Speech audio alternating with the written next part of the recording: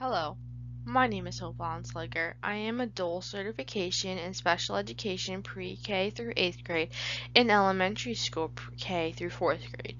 I have a focus area in social studies, and the class that I'm currently taking is called Contemporary Issues. World politics. The topic that I'm focusing on is women's rights in Pakistan.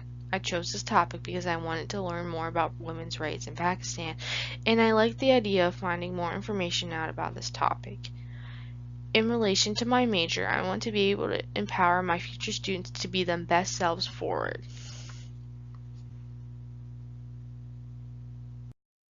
Women in Pakistan face many daily issues in their daily lives every single day. They are fighting to keep their basic rights, access to education, health services, nutrition, clean and safe drinking water.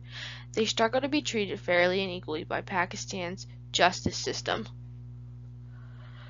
Women constantly face domestic violence, emotional abuse, child marriage, and sexual harassment. They also fight access to public space, freedom of mobility, and safe transportation. Women must remain second-class citizens, and it doesn't matter the social class of the man. Our next topic is legislation on violence. There are many forms of legislation on violence against women and girls that were enacted throughout the decades by the Pakistani government. In 1860 Pakistan Penal Code, the law covers a majority of the criminal offenses such as anything in relation to physical harm, mental harm, assault, murder, and honor killings.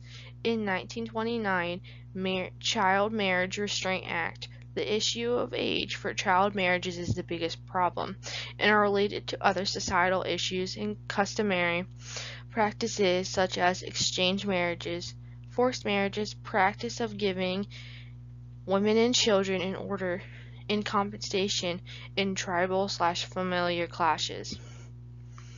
In 1946/1951 Foreigners Act/Foreigners Order, these laws deal with procedures relating to foreign nationals in Pakistan.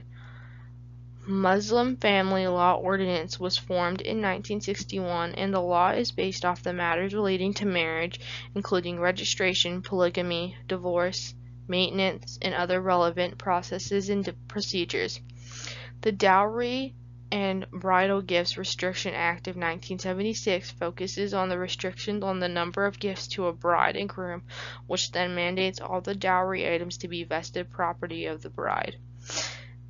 The Anti-Terrorism Act of 1997 provides for the prevention of terrorism and sectarian violence and for the speedy trial of heinous offenses.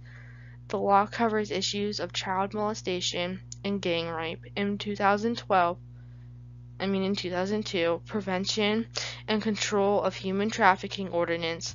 It defines the crimes of human trafficking, and it provides punishments for such trafficking and identifies those responsible.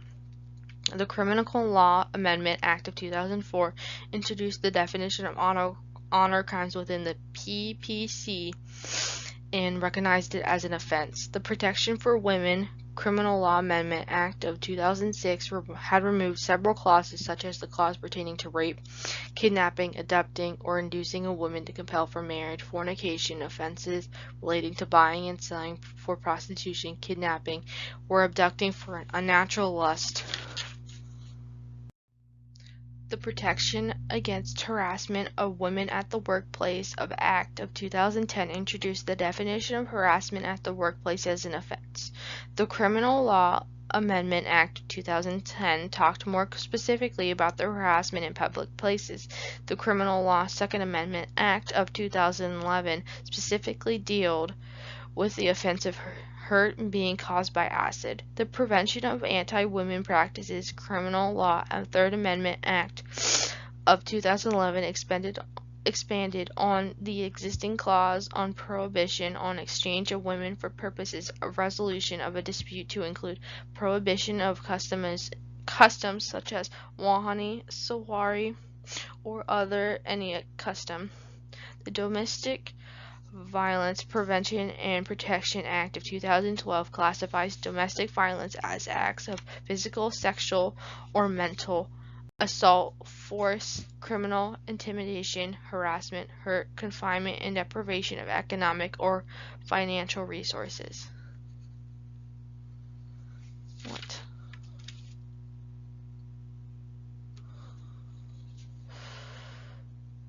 The challenges of women in Pakistan. The women in Pakistan have faced many challenges, which are increasing practical literacy, gaining access to employment opportunities at all levels in the economy, promoting change in the perception of women's roles and status, gaining a public voice both within and outside of public political process.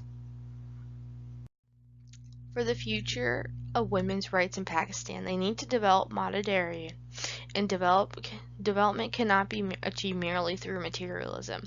They are demanding change and challenging their political, social, and religious women's institutions. Women They need to fight to raise awareness to a woman cannot be achieved has the merely right through to expect materialism. safety and security. They are in their demanding home. change and challenging